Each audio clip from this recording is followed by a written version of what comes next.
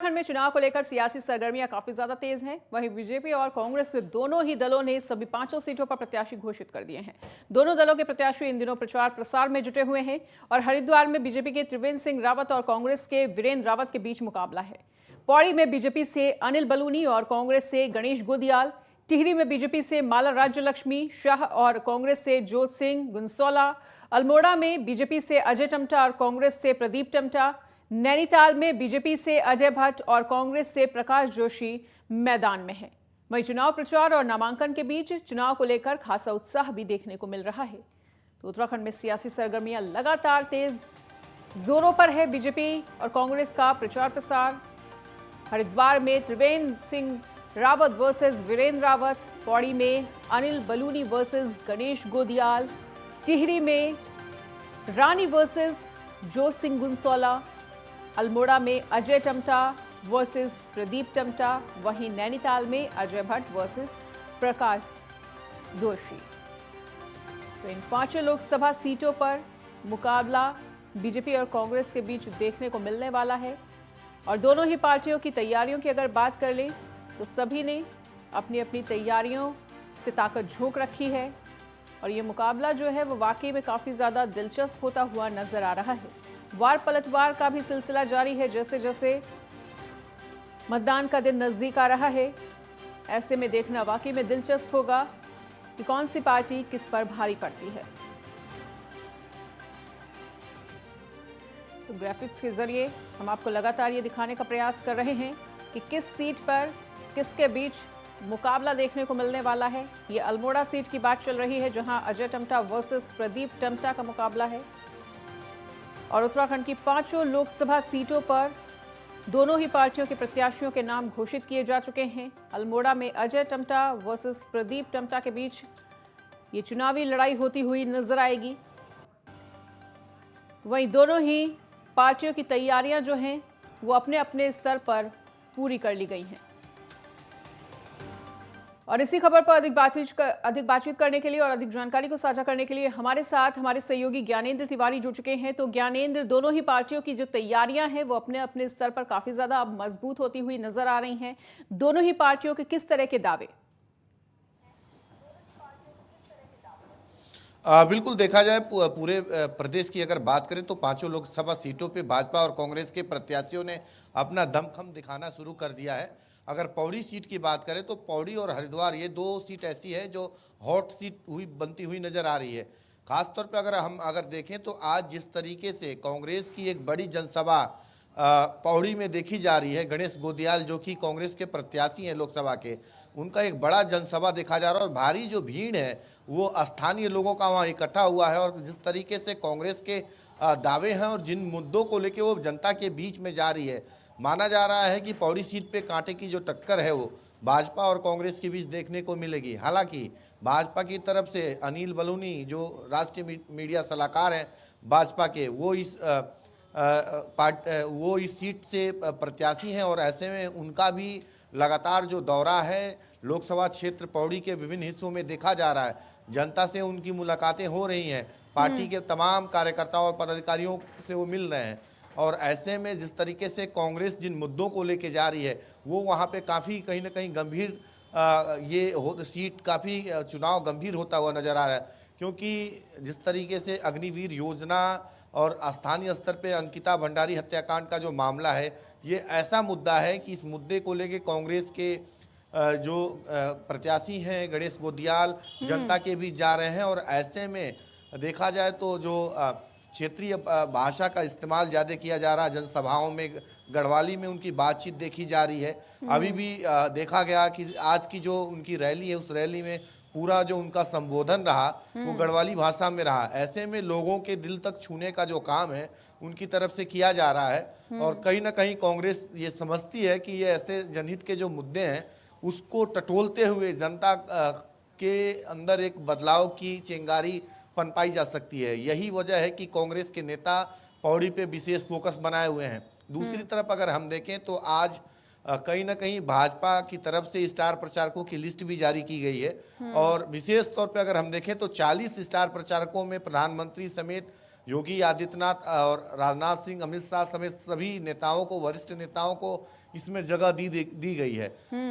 भाजपा की कोशिश है कि कांग्रेस जहां जहां मजबूती अपनी पेश कर रही है या फिर जहां भाजपा कमजोर नजर आ रही है, उन क्षेत्रों पे विशेष तौर पे जो बड़े नेताओं की रैलियां हैं वो कराई जाएंगी। जैसा कि पहले ही हम बता चुके हैं कि प्रधानमंत्री की जो रैली है वो हरिद्वार में और उधम सिंह नगर के हल्द्वानी में और पौड़ी के श्रीनगर में कराने की जो संभावनाएं हैं वो मानी जा रही हैं। और ऐसा जो एक प्रारूप है वो भाजपा की तरफ से बना के हाईकमान को भेजा भी गया है। बिल्कुल ज्ञानेंद्र, तो बीजेपी की तरफ से स्टार प्रचारकों की लिस्ट भी जारी कर दी गई है और दोनों ही पार्टियों की अगर तैयारियों की बात कर लें तो एक ये देखने वाली बात काफी ज्यादा दिलचस्प है ज्ञानेंद्र कि दोनों ही पार्टियों ने जातीय समीकरणों पर विशेष फोकस रखा है। चाहे एक दूसरे को देख कर रखा हो, चाहे सोची समझी रणनीति के तहत रखा हो, लेकिन जातीय समीकरणों पर दोनों ही पार्टियों की तैयारी जो है वो लगभग एक समान दिख रही है।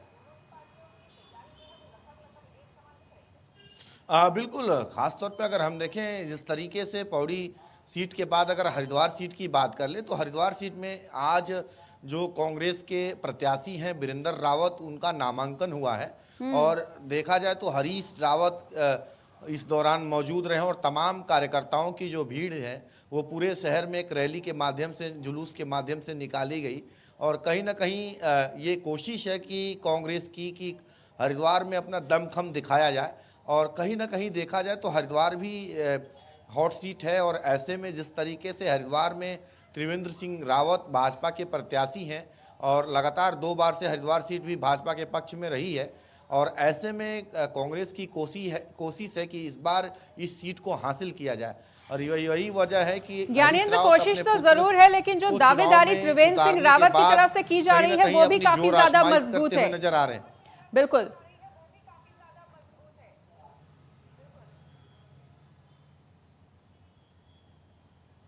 ज्ञानेंद्र, क्या आप तक हमारी आवाज पहुंच रही है?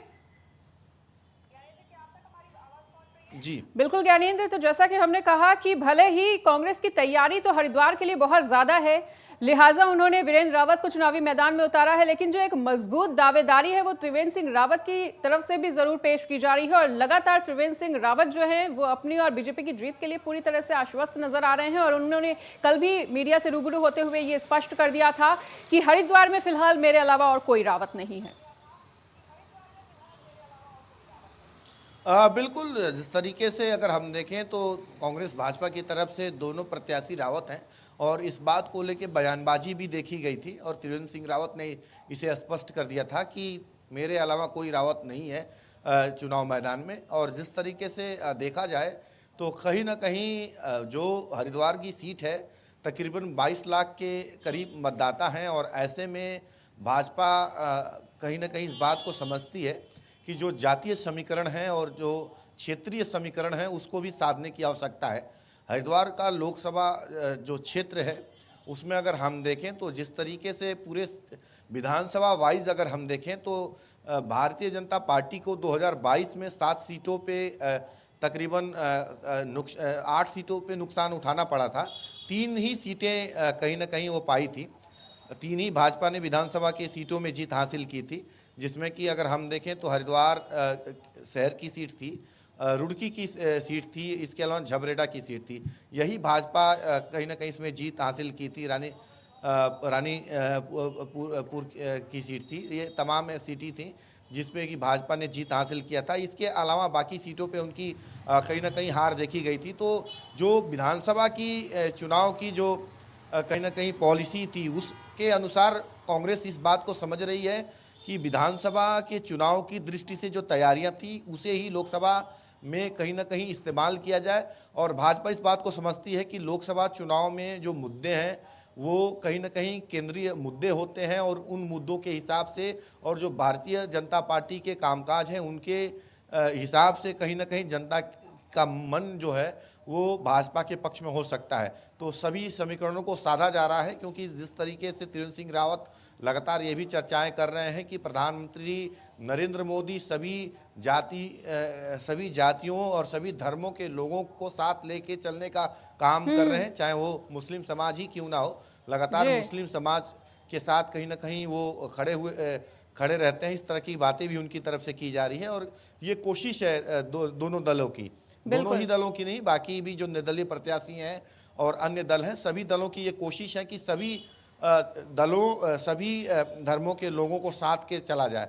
क्योंकि अगर हम देखें तो बसपा के जो प्रत्याशी हैं मुस्लिम कैंडिडेट हैं, दूसरी तरफ निर्दलीय प्रत्याशी जो कि उमेश कुमार हैं, लगातार उनकी सक्रियता बनी हुई है। ऐसे में एक कांटे की टक्कर हरिद्वार सीट में देखने को मिल सकती है। लेकिन जो दावे हैं त्रिवेंद्र सिंह रावत और भाजपा के, वो तकरीबन 5 लाख से अधिक मतों के साथ जीत की है। और ऐसे में जो समीकरण है पिछली बार के, उसके हिसाब से भाजपा अभी प्लस पॉइंट में है।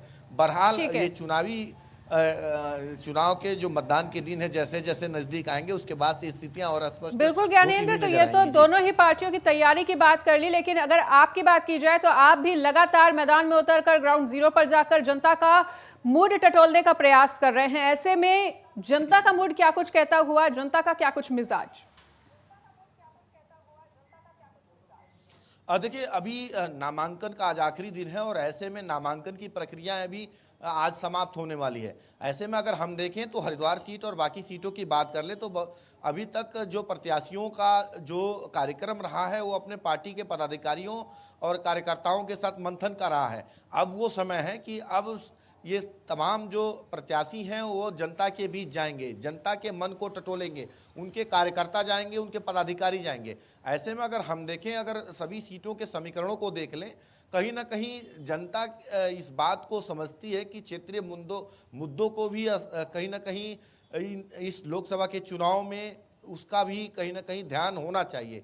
और ऐसे में जिस तरीके से अगर हम देखें तो चाहे वो टिहरी की सीट हो, नैनीताल की, अल्मोड़ा की सीट हो, इन सीटों पे कहीं ना कहीं क्षेत्रीय मुद्दों को भी उठाने की कोशिश विपक्षी पार्टियों की तरफ से किया जा रहा, क्योंकि जनता के मन को बदलने के लिए उनके कहीं ना कहीं आसपास के मुद्दों को उठाने की आवश्यकता है। यही वजह है कि लगातार पौड़ी क्षेत्र में गणेश गोदियाल के नेतृत्व में इस तरीके के कहीं ना कहीं काम किए जा रहे हैं। और भाजपा इस भली भांति समझती है और भाजपा ये जानती है कि कहीं ना कहीं कांग्रेस जिन मुद्दों को इस्तेमाल कर रही है वो उनके लिए भारी न पड़ जाए। ऐसे में भारतीय जनता पार्टी पूरी प्लानिंग के साथ अपने स्टार प्रचारकों के साथ मैदान में उतरेगी, दमखम के साथ वो रैलियां करेंगी और जो केंद्र सरकार और राज्य सरकार की योजनाएं और जो काम काज है उसको जनता के बीच कहीं ना कहीं लगातार प्रचारित करने का काम करेगी और क्या कुछ सरकारें फायदा पहुंचा रही हैं उनको गिनाने का काम करती हुई नजर आएंगी। बहरहाल अगर हम देखें तो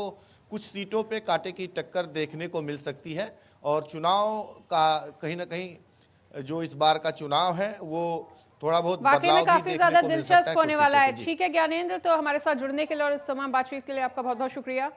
तो दोनों ही पार्टियों की तैयारी अपनी अपनी तरफ से पूरी है और दोनों ही पार्टियां अपने अपने दावे करके मतदान करने की अपील करती हुई भी नजर आ रही है।